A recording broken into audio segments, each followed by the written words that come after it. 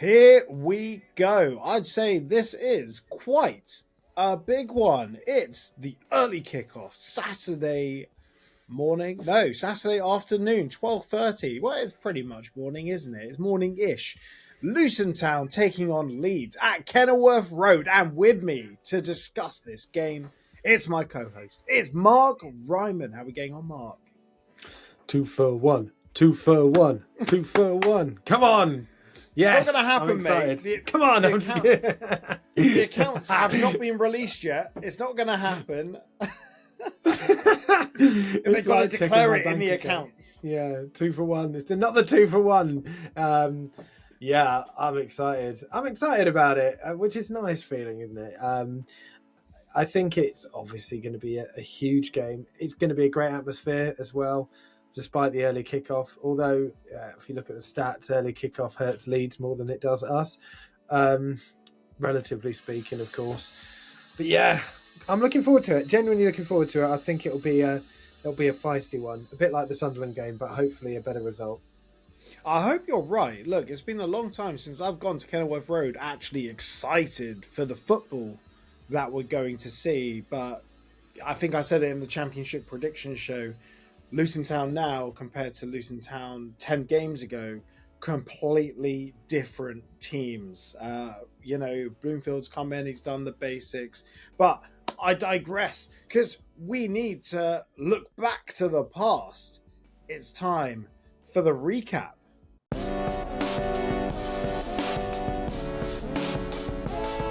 So, Luton Town made it 2 away wins on the spin, went to Hull, and, wow, goal of the season contender right there. Luton Town won 1-0. And I would say that was actually a pretty decent little win. Fight, desire, things that have been missing all season were on show at not the KCOM, the MKM. Yeah, I knew it wasn't the KCOM anymore when I said it, but you know what these sponsored stadiums are like. Who knows? Exactly. Bloody hell. But look, yeah, you're right. Fight desire is what you've been calling for in nearly every pre-match, and we got it, right? That's exactly what we got. Did we get the creation of chances? Yeah, probably. I'd say we created more clear-cut chances than Hull did, which is pretty good for an away game. Obviously, the Morris chance and the Elijah chance, both in the first half, you've got to be the best chances of the game. Palmer's one that was really well blocked by McGuinness, of course, for them, I'd guess, and the save by Kaminsky was their chances. But yeah, look, I mean, yeah, the goal was hilarious. And sometimes you need something like that to happen. But yeah, I think we played well. It was a good away performance, and it was very reminiscent of lots of the away performances in the league the season we went up. You know, they certainly didn't always set the world alight, but we got the result. So I will take that. And this defence is looking good. I know saying that before Leeds at home feels like tempting fate, but it's the test. Of course, it is the test of the league in terms of the attacking sides. They are, for me, head and shoulders attacking wise above anybody else.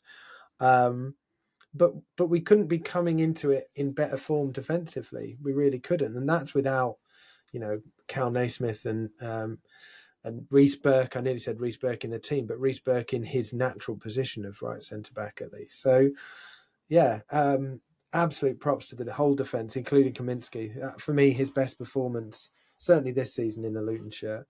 He didn't have to do all the saves for the cameras, but him just being decisive off his line was massive in that game. It really was. Shows how much more confidence he's got in the defenders, and therefore the defenders have got in him too. That's a big part of it. Kaminsky just being confident off his line so quickly, and as you say, I think that's probably his best performance of the season. Yeah. Maybe his one of his best performances in a Luton shirt, because it wasn't all for the cameras. He was commanding. He was off his line quickly. He wasn't trying to decapitate people or remove kneecaps when he came off his line. We got pretty close at one point, to be honest, with Gelhardt coming in near the end. But yeah, no, you're right. It was well, but he headed it away, and it was much, much calmer how he dealt with that than than I was expecting him to, based on previous performances. He did really well there. Yeah, we need a bit of that moving forward, Yeah. but we also need some of the confidence in the strikers. We need that to return because of both. Well, Elijah, he got it sort of on. No, hitting the post isn't on target. He got it sort of. He connected well. And, He did everything he could do, I think, yeah. in that situation. I'm not blaming him for missing that. I blame Morris for missing his, fine, but not Eli. I think he did everything there right. And do you know what? I mean, you and I had a disagreement on Morris. I thought he was brilliant second half. But one thing I would say is that right near the end did he come off right near the end? I can't remember now, but near the end of the game, he was starting to properly run at players, and I haven't seen that from him all season. Either that's because of his positioning or his confidence or whatever, but it was just nice to see him actually try and take players on, and it shows that the confidence is getting there. Whether it leads to goals or not in the next game, we'll see. It might help if Meslier decides to drop one in front of his feet. Yeah, still no guarantees, but it would be nice. It'd be nice to give us an opportunity like that, wouldn't it? I don't know. We'll see what happens. But overall, a good win on the road. Back-to-back wins for the first time in over 2 years. Long time coming.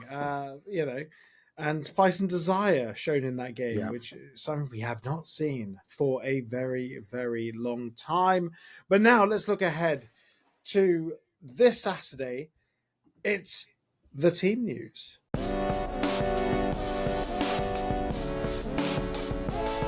So a relatively clean bill of health. Jacob Brown has joined the Shandon Baptiste wing of the physio department. Marvus Nakamba's already there. Shandon Baptiste, he is, building's named after him. So, of course he's going to be there. Ted Mengi, although he is back out on the grass, I don't know what that means. Tom Lockyer as well, long-term absentee. Tahith Chong returned last game. Good to see him back. And Izzy Jones is touch and go. He was missing from the last game after bagging that hat-trick for Guyana. So, The main thing is, what do we do in terms of defence? Stick, twist? Oh, stick for me. I think one of the reasons the defence has been so good is its consistency. I wouldn't change anything. Certainly not in the back three. Not bring in Cal Naismith? No. For Amari Bell? No, I think Bell did well one-on-one. We'll talk about this later in the piece, won't we? And the pace that Dan James has and how terrifying that is.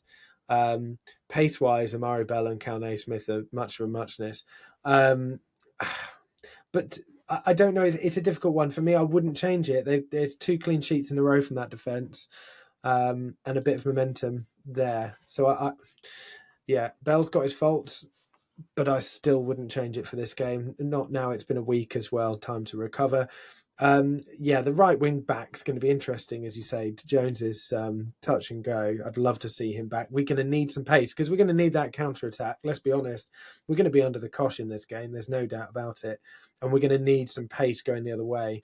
And while Reece Burke offers solidity, it was clear in the whole game that he really doesn't have the ability to get up the pitch and help during attacks. Once he's up there, he's okay, but it's not the same as having someone like Isaiah Jones who can run at players. Yeah, for me, it's him that I'm desperate to see back in the team in that position. But I keep the rest the same. What about the middle of the park? Because you've got Ampadu. Oh no, sorry, defence. Rothwell. Oh, defence. Okay, so in midfield, because you've got Ampadu and Rothwell, who you've got to compete with for the ball. Yeah, and then you've got Byram, because I think Firpo's injured, or if not Byram, then you've got Firpo and Bogle on the other side, and they're going to be cutting into the middle of the park as well, really making that congested. Yeah. So what happens in terms of our midfield? Well, that's it, isn't it? I mean, what are the options? For me, we haven't got a defensive midfielder. Fane's our closest, I suppose. I don't see him coming in for this game, though. Do you really see him starting? I don't. I think he might come on, shore things up, but I don't see him starting. Other than that, what are the other options? I do think that the worry for me is exactly what you said: is midfield being overrun by a team that will have got such technical ability. And can overrun you through the middle of the park, and then the ball's going to be in front of our central defenders before you know it. So yeah, that is an issue. I can't think of a defender that I would put in. A midfielder that I would put in place of Liam Walsh, Clark, or Asgard at the moment. Tahith Chong obviously would be an interesting one going forward, but doesn't solve that problem. Zach Nelson doesn't solve that problem either. He's much better going forward than he is going back. So I don't see the option there. As I said, I don't see Lamine Fane starting this game, considering he's barely seen a minute in the last sort of 5 games or so. He's come on for a few minutes here and there, but yeah, I don't see it changing because I don't know what options to put in there. Yeah, and of course the front two stay the same because they're just on fire right now. Who would you play front two then, Ollie? Because I'm really interested to know who you would put in there because of who we've got. Go on. I played John Piper and Gary Sweet. Yeah. There we go. Yeah. Oh, honestly, no. I don't know. I don't know. I'd play one of them and I'd put an extra midfielder in. That's what I'd do. Yeah, because you're going to need it for this game. I've been saying that for weeks because, just play one of them. We don't need 2 players who aren't scoring goals. I know they're trying, but they're just both so bad. They've both been Return so of the bad box this season. Not the box. The box. Well, exactly. Box. Yeah. Careful what you wish for. We're showing our age here. Yeah. Hook is a great film. But what was I going to say? I actually get that. Yeah, the 4 in midfield. Yeah, maybe that's a decent option. If you do, then who do you play on their own up front? Because that's probably Eli for Morris on his own. That's interesting. I'd say Morris because he can hold up the ball. He just is terrified of entering the box. The box. The box. Yeah, I think. But with Eli, well, I agree with you about holding up the play. The problem then is that he won't necessarily make those runs that Eli will. It depends on how we play. I think in short he'll play Morris and Adebayo up front. I think he will. The one advantage that we've got is that their defence, Leeds' defence, is not the defence it was. Well, I'm going to say 3-4 game weeks ago, where they were, incredible going forward and impenetrable at bat. That's not the case anymore, and I think that physicality. It's a bit of a cliche with Luton, but that physicality will cause problems. And if we can get Adebayo next to Meslier for the whole game, just like Trafford, Burnley last season.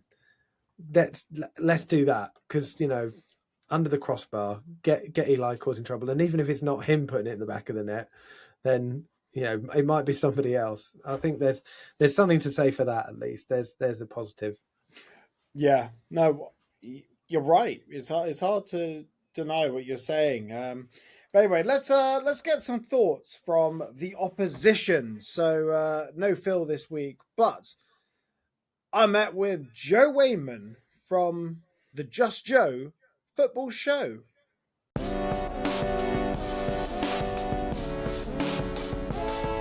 So, as promised, we got Joe Wayman from the Just Joe Football Show. We're going to be talking about Leeds and how Leeds are bottling it this year. Now, we're going to be previewing Luton Town versus Leeds from the Leeds side. So, Joe, thank you very much for coming on. First of all, not there masses because you've got like 10 times as many subs as we have. Do you want to plug yourself? Yeah, Just Joe Football Show. Yeah, I do. I actually watched Luton a couple of weeks back when you played. I think it was Burnley. Was you got a red card, I think, didn't you? You had a man sent off. Or was that Sheffield United? I can't remember. But I do watch-alongs of games in the Championship where Leeds United will obviously have a dog in the fight and cover Leeds United. So when we no doubt get beat on the weekend, you can come and laugh at me. we're well in that rut stage, the annual crumble, aren't we? We're there. It's really quite alarming. And looking at the form table over the last 6 games, Luton are actually above Leeds. Yeah. Can you believe it? I know I don't know what's going on. I'm so down about it. I'm like, not again, please. Like, I just don't know what's happened. You know, I think when we beat Sunderland and Sheffield United back to back, 90th minute goals, you're like, this is it. You know, we're done. That. I was talking about a 10-point gap, and you know, we're going to romp it, and that's just not been the case. We get beat by Portsmouth and draw West Brom, draw QPR, draw against Swansea, and I know we beat Millwall within that, but we weren't great in that either. So the teams, the running's been kind to us on paper, but Leeds are just, throwing it away. I mean, look, I don't think the manager's helping the situation in terms of continuing to play the goalkeeper. You'll have no doubt seen the amount of howlers he's given this season. It's insane. It's mad to think if you were to just swap him with a half competent keeper, we'd probably already be home and hosed. I think he's cost us like 12 points, and there was another one at the weekend where he, 2. He should save the second one, but the first one he just drops straight at Harry Darling's feet, and there's no one even challenging him, Ollie. So it's beggars belief. I don't know what we're going to do. And the second one went straight underneath him as well. Like, routine save. Yep. I think I saw it was 0.03 chance. Listen, I'm not massive on XG, but it wasn't a chance that should be going in ultimately. So, I'm just sad, mate. I'm just sad. So let me explain XG to you and to everyone watching, because Yeah. a lot of people don't really understand XG. So the way it's statistically put together, let's say a penalty is 0.7 XG. So that means if that penalty, if a shot is taken from that position 700 times out of 1,000 times, it will be scored. So you take it 1,000 times, 700 times, you're expecting to score it. So that shot being 0.03 XG means if you take the shot from that position 1,000 times, it will be scored 30 times. Yeah, it's mad, isn't it? Yeah, he's really bad. Why is Farker persisting with him? I honestly don't know at this stage. In January, he was offered a keeper by the powers that be. They said, is this a problem? Do you need to replace him? He said no. He's backed him after Sunderland. He's backed him after Hull. We've got Carl Darlow as our number 2. Now, I know he's not Buffon, but he's competent. Like, he's number 1 at Wales.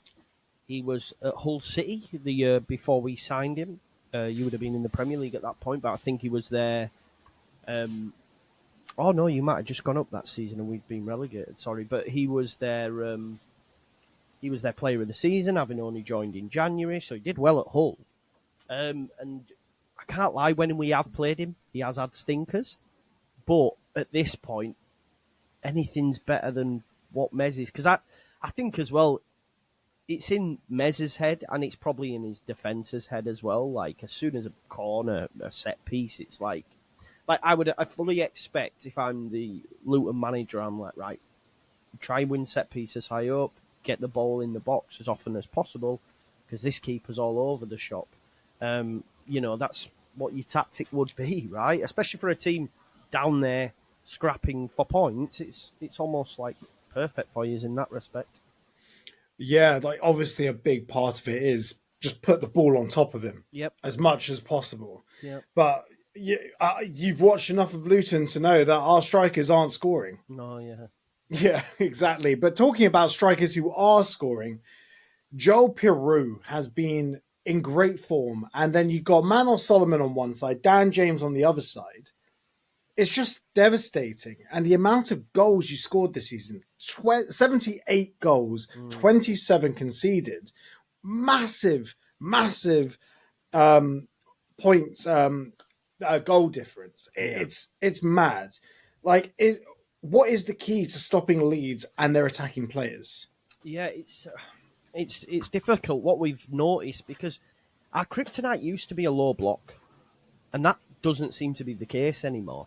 If you press us and press us high, we seem to be struggling to convert, to even get into attack, if that makes sense. Like at the weekend, for example, Swansea pressed us high, and we just kept going direct. There was no passing through the lines. There was no building up that we're used to seeing. The majority of our attacks do come down the wing. We didn't have Firpo, and Firpo and Solomon dovetail really well.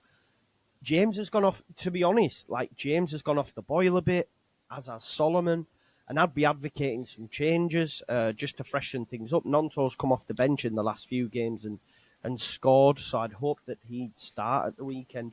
But it seems to be at the minute, and this is what Swansea did to perfection, was to press us high, press us high, and stop them attacks being built up, really, because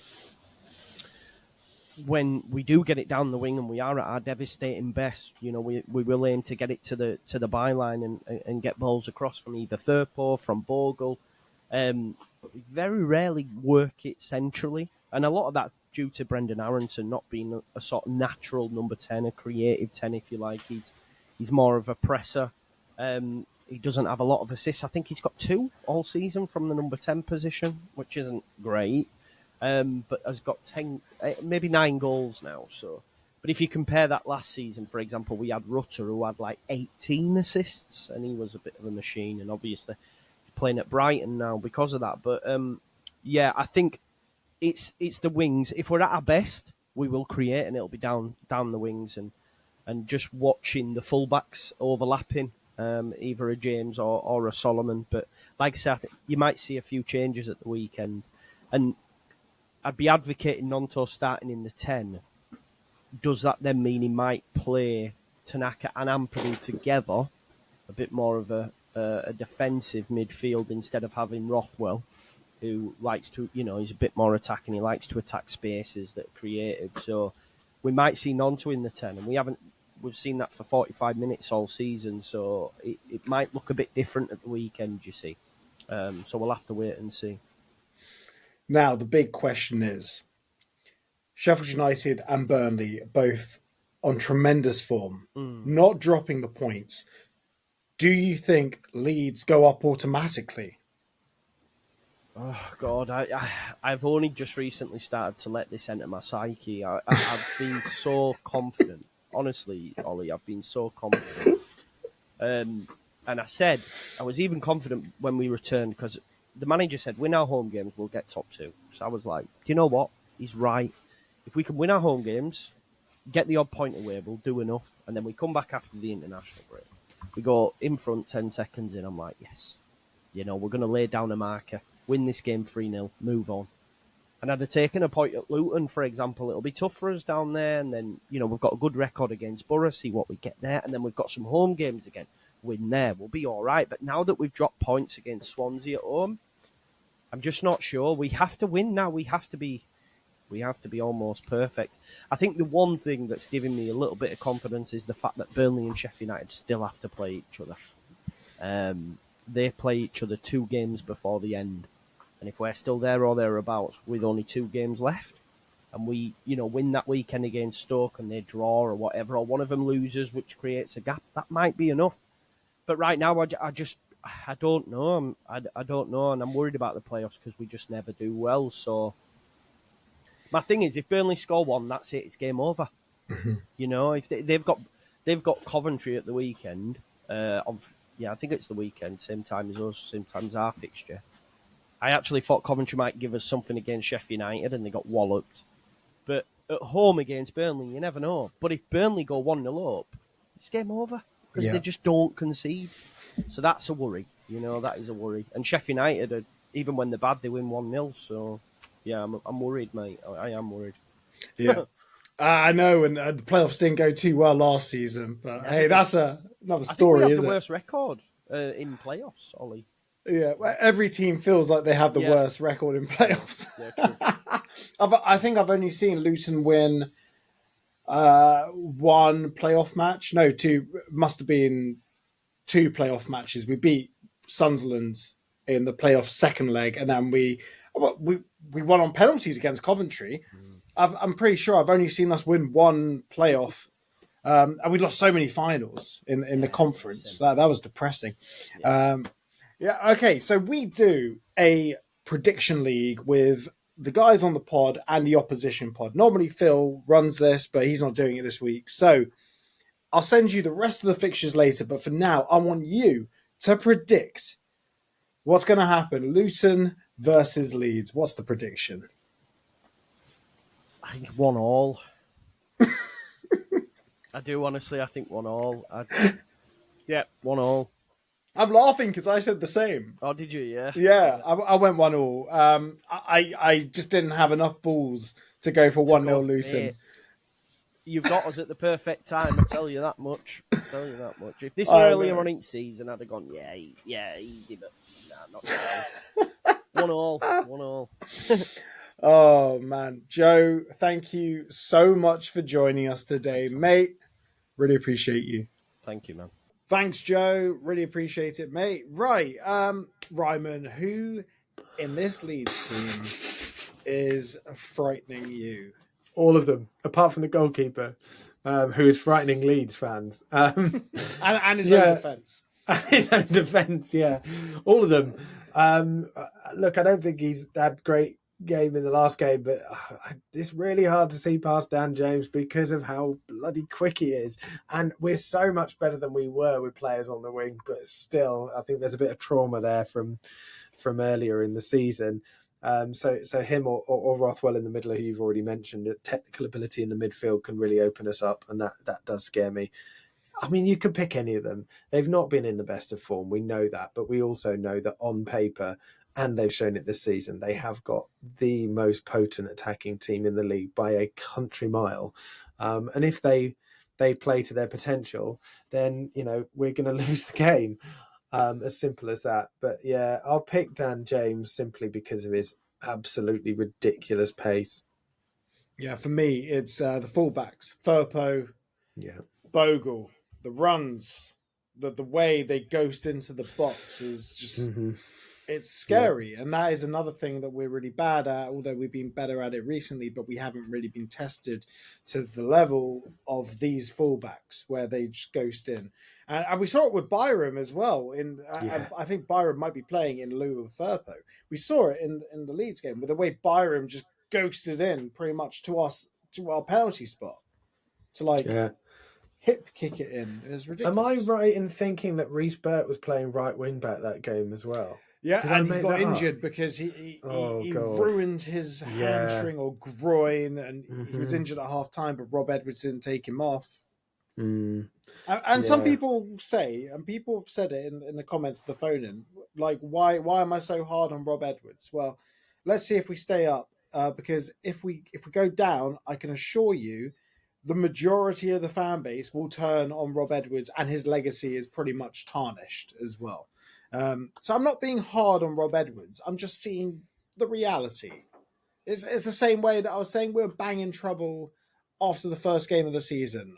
It's the eye test. Everyone has eyes. Well, so you see what you see. That's all I'm saying. I'm not being hard on Rob Edwards. Right. That's a massive tangent, isn't it? A bit.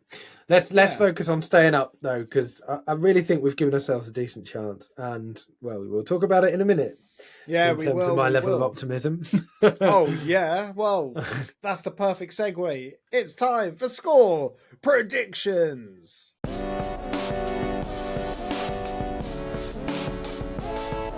I'm going first because Ryman's absolutely ridiculous. I know what his score prediction is. I've gone for a 1-1 draw, and that's me being optimistic. Yes, Leeds haven't been on the best run of form. Yes, Luton Town are on top of them in the last 6 form guide. But you know what? Football's played on paper. No, football's not played on paper. Serves you right.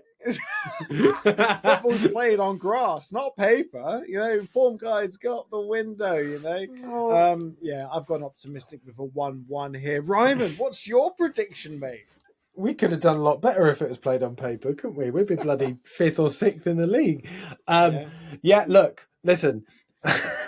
I've predicted 2-1 since the Cardiff game. And out of those games, we've won twice and should have won a third time and drew the third. So I'm going to predict 2-1 Luton. It's only one goal different from your optimistics. But yeah, I've gone 2-1 Luton based on, well, it's not really optimism more than it is, me not wanting to tempt fate. Essentially, it's that. It's purely based on that. So yeah, 2-1 Luton. I do think, as I said at the start, we'll give them a good game. I think there'll be a great atmosphere. I think the players will be up for it as well.